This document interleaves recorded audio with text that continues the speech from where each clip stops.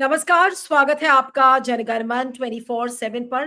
Programme की शुरुआत में ही एक छोटी सी गुजारिश है कि मेरे इस चैनल को सब्सक्राइब करें और मेरे चैनल के कंटेंट को देखें, पसंद करें, लाइक करें और अपने फ्रेंड सर्कल में इसके लिंक्स को आगे बढ़ाएं ताकि लोग ज़्यादा से ज़्यादा देख सकें।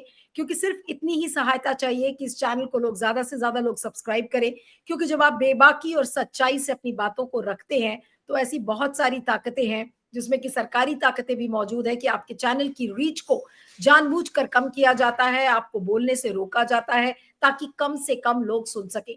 लेकिन मैं इस बात पर फक्र करती हूँ कि कम से कम मैं कुछ ऐसे लोगों के साथ कुछ ऐसी बातें करती हूँ जो आपको मेन स्ट्रीम मीडिया पर नहीं दिखेंगी। इसलिए जनगणमन को जरूर सब्सक्राइब करें और जरूर सुने हमारे खास विश्लेषकों के साथ हम जो भी बातचीत करते हैं।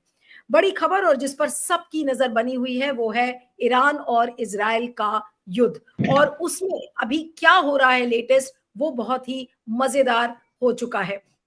आपको याद होगा डोनाल्ड ट्रंप ने ट्वीट किया और कहा कि उनको आत्मसमर्पण चाहिए ईरान से। तो ईरान के जो सुप्रीम लीडर हैं आयतुल्ला खोमेनी, उन्होंने ये कहा है कि जंग शुरू है और अली खैबर में आ गए हैं। इसका भी मतलब मैं आपको बताऊंगी, लेकिन ईरान झुकने को तैयार नहीं है। ये आयतुल्ला खोमेनी ने इस बात को क्लैरिफाई कर दिया है।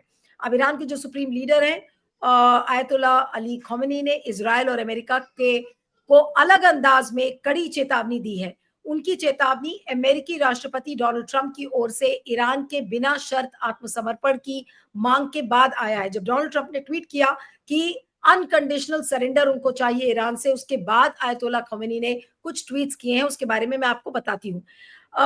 इजरायली प्रधानमंत्री नेतन्याहू ने अभी हाल में क्या कहा था कि खोमेनी को खत्म करने का जो प्लान था उन्होंने दोहराया फॉक्स न्यूज के इंटरव्यू में। और खोमेनी ने अब सोशल मीडिया प्लेटफॉर्म एक्स पर अपनी पहली सार्वजनिक पोस्ट में कहा है, जंग शुरू हो चुकी है, अली खैबर लौट आए हैं। अब ये बयान पैगंबर मोहम्मद के साथ उनके दामाद अली की 7वीं सदी में खैबर युद्ध के संदर्भ में है। और इतिहास में जंग खैबर के नाम से मशहूर इस युद्ध में यहूदी शहर पर मुसलमानों ने विजय प्राप्त की थी, उसका जिक्र खोमेनी ने किया है। खोमेनी की पारसी में की गई पोस्ट में एक तस्वीर भी शामिल है जिसमें एक तलवार लिए हुए अली को खैबर के द्वार में प्रवेश करता दिखाया गया है और आकाश में आग की लकीरें दिखाई दे रही हैं। ये प्रतीकात्मक फोटो है। और इसके कुछ मिनट बाद खोमेनी ने एक और चेतावनी जारी की, जिसमें उन्होंने ये कहा कि हमें आतंकवादी जायोनी शासन को कड़ा जवाब देना होगा, हम जायनियों पर कोई दया नहीं दिखाएंगे। अब ये सब इसके बाद है जब अमेरिकी राष्ट्रपति डोनाल्ड ट्रंप ने अपने social media platform truth social पर यह लिखा था, और मैं इसको कोट करना चाह रही हूं, हमें ठीक ठीक पता है कि तथाकथित सुप्रीम लीडर कहां छिपे हैं। उन्होंने कहा, हम उन्हें अभी नहीं मारेंगे, कम से कम अभी तो नहीं, हमारी सब्र की सीमा खत्म होती जा रही है। इसके 3 मिनट बाद ट्रंप ने यह भी लिखा कि बिना शर्त आत्मसमर्पण। इस बीच अमेरिका ने मध्य पूर्व में और अधिक लड़ाकू विमान तैनात कर दिए हैं और अन्य युद्धक विमान की तैनाती को भी बढ़ा दिया है। इसके बाद खामेनी ने एक्स पर कई भाषाओं में ट्वीट करके जवाब दिया। हालांकि उन्होंने सिर्फ इजराइल का जिक्र किया, जिसे उन्होंने जायनी और जायनिस्ट कहकर संबोधित किया है। तो ये जो पूरा युद्ध है ये किस दिशा में जाता हुआ नजर आ रहा है। और ऐसी भी खबरें आ रही है कि अब G7 से काम नहीं चलेगा, इसलिए इस G7 को अब G9 बनाने की कोशिश की जा रही है, जिसमें कि चाइना, जिसमें कि रशिया, उनको भी इंक्लूड किया जा सकता है। तो क्या ये एक बड़े संकट की ओर विश्व जाता हुआ नजर आ रहा है? इस पर हम चर्चा करेंगे। हमारे साथ वरिष्ठ पत्रकार, पॉलिटिकल कमेंटेटर गिरीश जोशी जी जुड़ रहे हैं। गिरीश जी, आपका बहुत बहुत स्वागत है। Thank you so much for joining. और ये जो खोमेनी ने जिस तरीके के ट्वीट्स लिखे हैं, इसका मतलब क्या है और डोनाल्ड ट्रंप अब क्या करेंगे? Neelu ji, the geopolitical situation is very fast changing. आपको सारा डॉट्स अगर आप मैच करेंगे तो Russia and China had planned this for this day almost 20 years back. और आज जब G7 की जो बात करते हो उसमें G7 से G9 तो नहीं होगा, लेकिन G4 या 5 नहीं हो जाए उसका ट्रंप को चिंता होना चाहिए। सीधा response that is got at G7, सबसे पहले जर्मनी का जो चांसलर आया उसने इसके दादाजी का एक इसको गिफ्ट किया है बर्थ सर्टिफिकेट, कि उसका दादा वहां पे बार्बर था, so he is also an illegal immigrant. वो इनडायरेक्टली उसने मैसेज दिया। That was the first insult that he had to face. तो आप जैसे निकाल रहे हो सबको अमेरिका से बाहर, तो आप खुद भी तो इलीगल इमिग्रेंट हो। Then the response of France and Canada was also not very strong. उनको ऐसा नहीं लगा कि भाई वो बहुत स्ट्रांगली उस पे वहां पे आए हैं। कनाडा में उनके पहुंचने के पहले उनके एमपीज ने जो पार्लियामेंट में सवाल पूछे हैं कि भाई the person who was responsible for killing the Canadian citizen, why did you invite him? तो G7 में जितने भी मुद्दे थे वो सारे के सारे कंट्रोवर्शियल होते चले गए थे, और फिर फाइनली इट वाज डिसाइडेड कि जॉइंट प्रेस डिक्लेरेशन भी नहीं होगा और कोई एग्रीमेंट्स में साइन नहीं होगा जब तक टैरिफ में नहीं होगा। So Trump had no reason to be there, तो वो वहां से बीच के निकल गए, क्योंकि इससे ज्यादा वो शायद बेइज्जती सहन नहीं कर पाते। और फिर then reason he had is कि भाई ईरान ने बहुत ही बुरी तरह से इजराइल पे अटैक कर दिया है। Now if you come to Iran, Iran ने अपने आप से कभी भी किसी देश पे आक्रमण नहीं किया, और वैसे अगर आप युद्ध को देखो तो since 1804 Iran has always been a warrior, तो उनके वो war is not a very new concept for them. On the contrary, Israel इतना अपने आप में उसकी सिक्योरिटी से कॉन्फिडेंट था कि भाई हमको तो कोई इवन बुलेट नहीं मार सकता है। और ईरान हैड सेड कि अभी अगर रिटेलिएट करता है इजराइल तो Tel Aviv will be next Gaza. वो गाजा के बोलने के साथ he started attacking them, which was unprecedented. इन्होंने नहीं सोचा था। ईरान उस वक्त का नहीं है जो आज भी ट्रंप उसको धमकी दे रहे हैं। ट्रंप ने पहले ये सोचा था कि ही हैड दैट नोशन कि भाई मैं जैसे बोलूंगा कि वर्ल्ड पे मैं टैरिफ लगा रहा हूं तो पूरा वर्ल्ड आके मेरे यहाँ कदमों में गिर जाएगा और बोलेगा ये मत करो, ये होगा। That didn't happen. On the contrary, everybody got together और ये बाकायदा सब अलाइन होने लगे कि whether they are with America और नॉट विद अमेरिका। तो और कहां पर, and everybody's priority is business today. आप कंट्री वाइज लड़ना चाहते हो, राजाशाही नहीं रही है कि भाई आपके खानदान के ही राजा बनेंगे। Now everybody is walking into how the nation will run. अब इसमें आप देखिए ईरान के पास where they went wrong is के इनके पास 3 मिसाइलें थी जो डिक्लेयर्ड थी। वन वाज EMAD, वो इमैड जो था दैट वाज 1700 किलोमीटर्स पे रन करता है, that had an speed of 8 mach carrying the payload of 1750 kgs और 50 मीटर एक्यूरेसी में वो हिट कर सकता था। लेकिन उसका इन लोगों ने पैट्रियट और थार्ड बना के ये काउंटर कर दिया था कि हम आपको हिट नहीं करने देंगे। आयरन ड्रोन पे इनको बहुत बड़ा अभिमान था। Iron drone was able to handle only 300 at a time, तो ईरान ने पहले 350 मार दिए, तो 50 जगह पे उसने नुकसान कर दिया। अब out bolt of the blue उसमें फतेह मिसाइल जो थी इनके पास, फतेह 1, that had N very low capacity और इन्होंने 3 to 4 मैक तक अपना आयरन डोम बना के रखा था। Suddenly Fattah 2 has been developed which was unprecedented, किसी ने भी नहीं सोचा था, that had a speed of 12 Mach। तो आपका कोई भी काउंटर काम नहीं आएगा। और if you see the visual that they it is on a bullet speed. और उसके बाद जो उसने हिटिंग शुरू करा and that made the all attitude change of the global view. आप देखिए जैसे ही फतेह ने टेल अवीव पे नुकसान करा, उनकी ऑयल रिफाइनरीज जला दी, उनके पावर स्टेशन खत्म कर दिए और पब्लिक वाज टेकन अबैक कि भाई हमको कोई अटैक नहीं कर सकता। उस जगह तो इन्होंने 30-30 माले की बिल्डिंग को ही कोलैप्स कर दिया। So you can see the replica of what is happening in Gaza। और अब इजराइलीज अपनी रील बना के बता रहे हैं कि now we realize that what was happening in Gaza, how the people were suffering। जब अब तुम पे आ गई है तो इसके बाद now he is still prepared with one dangerous still more missile, that is Khyber शेकन। अब ये खैबर शेकन अभी तक उसने यूज नहीं किया, इसलिए ईरान ने कहा कि हम लोगों ने अभी 25% पावर ही दिखाया है। Now this has created a very big fear in the world। इसका रिएक्शन आप देखो, सऊदी अरेबिया ने, आपको याद हो तो सऊदी अरेबिया के किंग ने एक फॉरेन डांसर को बुला के वहां टूरिज्म प्रमोट करने के लिए एक प्रोग्राम करवाया था, जिस was not expected that it happen in Saudi Arabia. उसको जिस वीडियो को जिसने लीक किया था that was an Iranian reporter. इन्होंने उसको जेल में डाल दिया था। जैसे ही अटैक होता है सऊदी अरेबिया ने उस रिपोर्टर को रिलीज कर दिया। This means that fear factor is now created in Saudi Arabia and gulf countries also. Suddenly Iran से जो भी हाजी आए हैं उनको सऊदी अरेबिया ने उनके रॉयल गेस्ट बना दिया, उनको दे have declared. So he is now trying to influence Iran कि भाई आपकी ये फतेह वगैरह जो मिसाइल्स हैं वो हमारी तरफ मत मारिएगा, क्योंकि इनका तो पूरा इन्वेस्टमेंट और सारा उस पर लगा हुआ है। 1 ऑयल रिफाइनरी इज डाउन और इनकी इकोनॉमी खत्म हो जाएगी। और सबसे बड़ा monopoly is into straight of hormones. वहां से अगर आपको निकलना है तो आपको ईरान की परमिशन चाहिए ही चाहिए, और नहीं होगा। आपने वहां पे जिबूटी में सारे बैठे हो, 40,000 army man of America are there in Djibouti. अब जिबूटी में वो अकेला है नहीं, वहां पे फ्रांस है, इटली है, चाइना है, एवरीबडी इज देयर। तो they are also sitting ducks for Houthis. आप देखिए जब से ईरान ने अटैक करा है तब से Houthis, Hamas, these people are all gone silent. They are building up the capacity. और ये इनको नहीं पता था कि पीछे से Iran and Russia, Afghanistan, Iran and Russia and China have now started helping them, they have come out openly कि now if you attack Iran we will be helping them. और उनको कैपेसिटी पता है कि चाइना की आज वॉर कैपेसिटी क्या है, रशिया की क्या है, और Afghanistan now coming with together, इनके लिए एक रोड का बहुत ही इजी रूट शुरू हो गया which that they can deal with. तो whole scenario has change. Trump अभी भी जो बोल रहे हैं ओवर कॉन्फिडेंस में बोल रहे हैं, they are underestimating Iran, क्योंकि मिसाइल टेक्नोलॉजी में आज भी ईरान का कोई सानी दुनिया में नहीं है, ये सब लोग मानते हैं। So what they have developed, how much they have developed, और इसमें देखिए बहुत एक सडनली फ्रॉम समवेयर एक मैसेज आता है 2010 में इंटरनेशनल एटॉमिक एनर्जी अथॉरिटी जाती है ईरान का वो करने के लिए, जब एनी अलाउड देम कि आप देखिए हम लोग तो 60 तक ही एनरिचमेंट करते हैं uranium, that is not qualified for making a bomb. वो वॉलंटरी जब आपको आने देता है तो काफी टाइम के बाद अब पता चलता है कि ये जो टीम गई थी वहां पे, that played a very dirty game. उन्होंने एक उसमें सॉफ्टवेयर इंस्टॉल कर दिया, दैट वाज tux.net। आप गूगल में ढूंढ सकते हैं, tux.net was an malware developed by two companies in Taiwan that were Realtek and J Micron। वो जो आपका ये मालवेयर है वो आप उसमें डाल दो तो आपका पूरा एटॉमिक एनर्जी का जो वर्किंग है that can be handled by the operator sitting in America. और इसी से वो उनको पता होने के बावजूद कि एटॉमिक बॉम्ब ईरान नहीं बना रहा है, लेकिन because they want to change the regime. Now this is interesting, why they want to change the regime, क्योंकि आप देखिए अफ्रीका में जो डेवलपमेंट हो रहा है 3 साल से, Africa has literally close their source of income.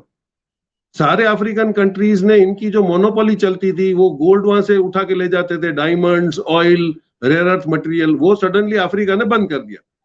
This whole thing starts from Burkina Faso, young president 37-year-old Ibrahim तोरे, जिसने ये बताया। How he learned is कि उसके पहले अभी आपको हिस्ट्री बता रही है कि लीबिया में colonel Gaddafi was just killed because he said let Africans we get together, तो उसको मार डाला गया। Iraq was not ready to be submissive, तो इराक में सद्दाम हुसैन को ये बता के टेररिस्ट मार डाला गया। Now that was over। अब यंग जनरेशन को समझ में आ गया कि भाई ये लोग तो जो सबमिसिव नहीं होता उसको मार डालते हैं। Suddenly comes Ibrahim Tore and again that change of geopolitical situation कि Russia gave them the KGB network और 1700 commandos। So Burkina Faso has suddenly, अब उसका जो गोल्ड सेल हो रहा है उसमें 3 साल में उसने सारे बुर्किना फासो को फ्री हाउसेस दिए।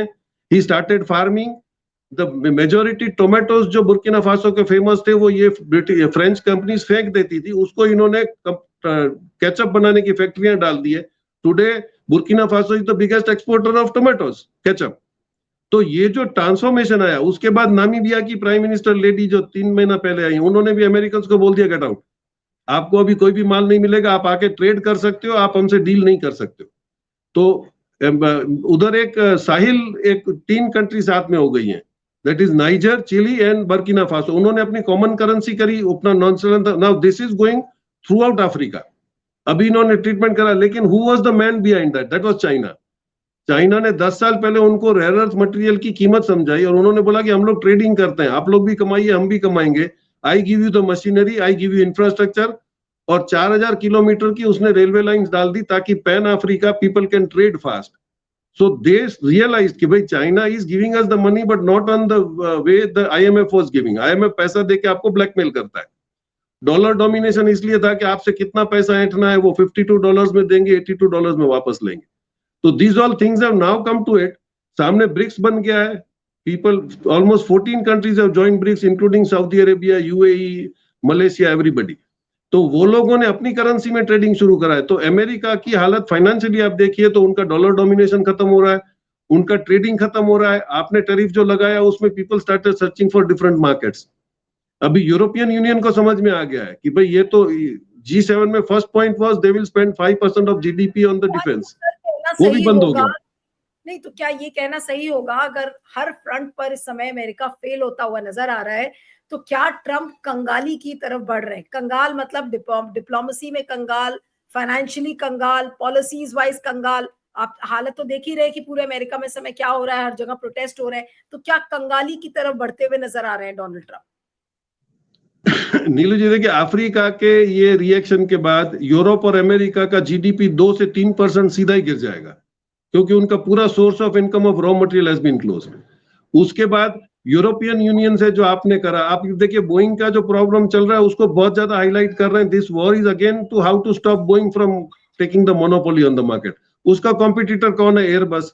तो सडनली सऊदी अरेबिया एयरबस के बोइंग के ऑर्डर्स कैंसिल करता है और चाइना 300 एयरबस का ऑर्डर देता है। So now this is a corporate war also along with this. Cyber war भी चल रहा है, सैटेलाइट वॉर भी चल रहा है, ग्राउंड वॉर तो चलेगा नहीं क्योंकि they are not near to each other, borders उनकी कॉमन नहीं है। अभी शिप्स में आप देखिए तो वहां पे अगर इन लोगों ने जानबूझ के किया या something there is a mischief कि उन्होंने सेंट टर्मोस में 2 शिपें डैश होके वो ब्लॉक कर दिया इन्होंने। Now if the American ships moving around there, वो अगर जाके खड़ी हो जाती हैं तो उनका पार्किंग प्लेस होगा यमन के पार। और यमन में यूतीज जो चुपचाप बैठे हैं उन्होंने अपने आप को रीऑर्गेनाइज करा है। अगर Houthi start attacking on the American flagships तो क्या होगा? सो सी में उनका रास्ता बंद हो रहा है। जीसीसी ने इनको मना कर दिया था, एनी एयरक्राफ्ट फाइटर और bomber can not fly more than 1200 kilometre up and down. अब इनको ये चाहिए था कि इनको रिफ्यूलिंग के लिए कहीं जगह चाहिए, तो इन जीसीसी कंट्रीज ने बोल दिया कि हम अपनी एयर स्पेस आपको नहीं देंगे to attack on Iran. Israeli planes can not fly directly on Iran like this. अब उन्होंने, आप देखिए बहुत स्मार्टली जो डर्टी गेम करने की कोशिश करी ट्रंप ने, that he went to Syria. Jolani जो एक टाइम पे जिसपे अवार्ड डिक्लेयर किया था अमेरिका ने, उसी को वो गुड बॉय बोल रहा है, उस पे सैंक्शंस हटा रहा है। Why? Because he wanted that they should allow them the airspace to attack on Iran. Israel के उसने वो रास्ता करके दिया था। लेकिन इजराइल खुद अब परेशान है। इजराइल के इंफ्रास्ट्रक्चर कितने टूटे हैं क्योंकि news is not coming out from there. काफी नुकसान हुआ, ये एडमिट कर रहे हैं सब लोग। तो अगर वहां पे लड़ना चाहता है और अगर सीरिया इज हेल्पिंग, तो सीरिया का देखिए रशिया अभी तो डायरेक्टली दुश्मन हो गया आफ्टर रिमूविंग असाद। तो क्या ये सारे प्लेन जो आप भेजोगे वो whether they are safe in Syria? तो काफी कुछ कैलकुलेशन बदल चुके हैं। आपने जो अंडर एस्टिमेट किया था ईरान को, उसने अपना पावर दिखा दिया। 25% ने उसने आपको टेल अवीव को फ्लैट कर दिया। He has really made a replica of Gaza. तो whether really Trump and we will try, क्योंकि वो क्या बोलता है पता ही नहीं चलता है। Nobody is relying on. 16th को आप बोलते हो कि ओमान में सेटलमेंट होगा, वहां पे हम लोग बात करेंगे, निगोशिएट करेंगे, और 13th को या तो नेतन्याहू आपकी मानता नहीं है या आप डबल क्रॉस कर रहे हो। नेतन्याहू 13th को अटैक कर देता है सडनली विदाउट वार्निंग। तो something is getting troubled out. और सबसे बड़ा मैसेज ट्रंप को खुद पहुंचते मिला है कि 60% of the farmers are going to march. They have issued 48 hours notice कि इस आदमी को निकालो, क्योंकि उनका तो प्रोडक्शन सोयाबीन का खत्म हो गया, वहां पे इकोनॉमिकल कोलैप्स हुआ है, बैंक्स में 25% डिफॉल्ट्स हो गए हैं, फार्मर्स आर गेटिंग, वो बोले सुसाइडल पोजीशन होने लगी है। So these all things are getting together. Tesla को आपने दबाया कि टेस्ला की फैक्ट्री आप अमेरिका में ले आओ अंडर मागा। टेस्ला रिफ्यूज्ड क्योंकि 75% of EVs are made in China. Walmart को आपने बोला, Walmart refuse because 85% of FMCG products are made in China. वो भी नहीं आएगा क्योंकि they are there for earning. वहां पे रिस्क देखते जो सबसे ज्यादा मार्केट को प्रेडिक्ट करते हैं, that are BlackRock and Blackstone. वो दोनों इंडिया में आके बैठ गए रिलायंस के साथ, क्योंकि they know where is the safety. Now they want to capture that 140 crore people market here. Africa से रिलेशन अच्छा करना है तो चाइना से आपको रिलेशन रखना पड़ेगा। तो उन्होंने भी, आप देखिए Elon Musk has also started making the base change, क्योंकि वो अमेरिका का फ्यूचर शायद प्रेडिक्ट कर रहे हैं कि अभी वो अकेला हो जाएगा। यूरोपियन यूनियन अगर वहां से निकल गया और ईरान, रशिया और पूरा ये एक साइड, आप देखिए you look at the population, अगर आप 600 करोड़ प्रेडिक्ट करो, 140 crore Africa, 100 for India and Russia, मतलब 80% पॉपुलेशन ही पूरा आपका ईस्ट में आ गया है। How will you market the things? जी नहीं, तो इसका मतलब ये है कि डोनाल्ड ट्रंप अब तबाही कंगाली के साथ साथ अब अलग थलग भी पड़ते चले जा रहे हैं। तो ऐसे में अब वो करेंगे क्या? क्या इसीलिए G7 को G9 बनाने की कोशिश की जा रही है? अपने लिए कैसे ट्रंप सपोर्ट गार्नर करेंगे? सबसे बड़ी बात तो ये है। नहीं, आपका एतबार चाइना और रशिया अगर इतना करते तो वो कॉम्प्रोमाइज पे आ जाते। वो दोनों में से तो किसी भी कंट्री ने, आपको लिटरली वहां जाना पड़ा। Now he is telling that I am talking to Jinping that I will go to China and let us find a way. Now he is understanding that it is downturn. आपके पास आपके local politics में भी आपका दम नहीं रहा है, और आपका टेन्योर वैसे भी तो 4 इयर्स का ही है। तो once you do that, you completed 1 year, आप कैसे उसको करेक्ट करोगे जब आपके अंदर से भी आपका, और वहां पे यूनियन ऑफ इंडिया की तरह नहीं है, states are independent, mayors are very powerful, courts are independent. तो आप कितने तक वो करते रहोगे? आपके इंटेंशंस इनिशियली गलत थे। आपको गाजा साफ करना था आपके दामाद कुशनर के लिए, क्योंकि वहां पे उसको रिवेरा बनाना था। So you can't kill a country for your relations. तो वो आपका सपना पूरा होगा नहीं गाजा में। आपने गल्फ में जाके सबसे दोस्ती इसलिए करी कि उनको ऐसे था कि अमेरिका शायद बहुत ज्यादा पावरफुल है, तो अमेरिका से सेफ गार्ड लेने के लिए उन्होंने वो एक उसको क्या बोलते हैं, वो मनी दिया, सिक्योरिटी मनी पे करा, ऐसा लगता है। उनके इन्वेस्टमेंट्स हैं अमेरिका में। बट वंस दे रियलाइज कि वहां से सिक्योरिटी अब ज्यादा नहीं है, ईरान इज मोर पावरफुल, तो आप देखिए 2 दिन से गल्फ का और सऊदी अरेबिया का एटीट्यूड चेंज हो रहा है. So now if everybody goes and joins Iran, तो अमेरिका का क्या हालत होगा? ही इज टू रियलाइज, नहीं रियलाइज करेगा तो it will be in a very bad shape, that is sure. नहीं, तो ये मेरा अब आखिरी सवाल है गिरीश जी कि जो इस पूरी ईरान और इजराइल के युद्ध में अब आप क्या देख रहे हैं कि क्या पूरी दुनिया एक तरीके से ईरान की इस तरफ आ जाएगी और ट्रंप अब अकेले पड़ जाएंगे? क्या ऐसी स्थिति बनती हुई नजर आ रही है? आप देखिए, इनिशियली आके आपने खुद ही तो अपनी दुश्मनी कर ली. आपने कनाडा को धमका दिया, आपने ग्रीनलैंड को धमका दिया, आपने मैक्सिको को दबा दिया. तो अभी वो कंट्रीज आप पे बिलीव क्यों करेंगे? और सबसे बड़ा जो मिसनोमर था कि ये सब ट्रेड के लिए मेरे पास आएंगे, they already search for an alternative market. Now they are already there with the business. अब उनको जरूरत नहीं है कि अमेरिका अगर ऑर्डर नहीं देगा तो नहीं होगा. They on the contrary, American export पे बहुत बड़ा धक्का पड़ेगा. और ऑयल का जो आप बोल रहे हो, तो China is no more dependent on sea. उसने रशिया के साथ गैस और ऑयल की पाइपलाइन डाल दी, तो he is not dependent on sea, जिस पे आप उसको धमका सकते हो. चाइना और रशिया ने अपना रास्ता कर लिया है. ऑल्टरनेट पोर्ट ईरान में उसने देखो चाबार पोर्ट खड़ा कर दिया है ईरान में, और ग्वादर पोर्ट खड़ा कर दिया पाकिस्तान बलूचिस्तान में. वहां से उसने ऑलरेडी रेलवे लाइंस डाल दी, पाइपलाइंस डाल दी है. He is independent. Now if he wants to cater Africa, इतनी बड़ी मार्केट जो है वो चाइना और रशिया आराम से कर सकेंगे. Where is your way out? आपको अगर हमने बंद कर दिया, आपको अगर you can not pass from the sea of Oman, तो आप आओगे कहां से? अफ्रीका से तो आप आ नहीं पाओगे, क्योंकि अफ्रीका से भी तो आपके रिलेशंस खराब हो गए. So now he is literally getting pushed near the wall. हाँ, नहीं, ये बड़े अच्छे से आपने एक्सप्लेन किया इस पर्सपेक्टिव के साथ. लेकिन जो ईरान और इजराइल का जो अब युद्ध चल रहा है, क्या ट्रंप की उसमें कोई भूमिका होगी, या ट्रंप बिल्कुल बदहाल और बहुत ही खस्ता हाल पोजीशन में डोनाल्ड ट्रंप आ जाएंगे इस ईरान और इजराइल के युद्ध के बाद? देखिए, if Trump is being advised by the intelligent people, वो उसको बोलेंगे नहीं. उसका एक वीकनेस देख ली कि उसके पास उसको एक गोल्डन डोम बनाना था जिससे वो सारे सिटीज अमेरिका को वो कवर करता. That is not coming up, क्योंकि एलन मस्क ने हाथ निकाल लिया. That can not come before 2030. तो ये वनरेबल है. अगर आप छोटी सी भी आप मिसाइल मार दोगे तो अमेरिका में पेनिट्रेट हो जाएगी, क्योंकि उसके तो सारे आर्म्स है वो पूरे वर्ल्ड में डिस्ट्रीब्यूटेड है. और 3 साल से वो आर्म सप्लाई कर रहा है यूक्रेन को भी और इसराइल को भी, तो उसका भी तो स्टॉक पाइलिंग इतना नहीं रहा है. तो ये सारे जो स्ट्रेटेजिक प्लानिंग्स हुए हैं रशिया और चाइना की तरफ, they have very well done. उनका फाइनेंशियल भी वॉर खत्म हो गया, फाइनेंशियली वो डाउन है, वॉर मटेरियल के लिए भी वो डाउन है. और जहां पे वो बैठे हैं, आप जिबूटी में जहां पे बैठे हो, वो तो 2 मिनट का काम है कि वहां से उनका तो पूरा बेस ही खत्म कर दिया जाए. They are very near to Iran. तो काफी सिचुएशन डल है. If Trump is really realising कि वो सेफ नहीं है, 2026 में उसका इंटरनेशनल जो स्पेस स्टेशन है वो भी नीचे आ रहा है. That is getting it's life is over. तो उसके पास अब वो स्ट्रेंथ नहीं रहा है. बहुत ही कैलकुलेटिव वे में रशिया, चाइना और ईरान ने प्लानिंग करा है, where now America is no way out. और उसको कोई हेल्प करने नहीं आएगा, क्योंकि उसी की गलती की वजह से उसके नेबर्स भी अभी उसके साथ नहीं है. जी, यानी कि आप ये कह रहे हैं, जो बड़ी पॉइंट जो आपके इस बातचीत से निकला है कि रशिया, चाइना और ईरान हो जाएंगे एक, और डोनाल्ड ट्रंप को दूध में से मक्खी की तरह निकाल दिया जाएगा. यानी कि डोनाल्ड ट्रंप कहीं के नहीं रहेंगे. यस. चलिए Girish ji, thank you so much. बहुत ही मजा आया सुनकर इस पर्सपेक्टिव को, और इस वीडियो को ज्यादा से ज्यादा लोग वायरल करें और सुने इस तरीके की बातचीत, क्योंकि बहुत कम विश्लेषक है जो आपको ये नजरिया भी बताएंगे कि इस ईरान और इजराइल के युद्ध में एक्चुअली क्या हो रहा है. अंदर बोलने के लिए कुछ और है, लेकिन असलियत में क्या हो रहा है. ईरान, रशिया और चाइना अगर तीनों एक साथ आ जाएंगे तो डोनाल्ड ट्रंप कहीं के नहीं बचेंगे. तो क्या कहीं ऐसा तो नहीं कि ईरान और इजराइल के इस युद्ध में डोनाल्ड ट्रंप वाकई में खस्ता हाल हो जाएंगे? इस पॉसिबिलिटी पर भी नजर बना के रखिएगा. आपका बहुत बहुत शुक्रिया Girish ji. Thank you so much for joining. Thank you.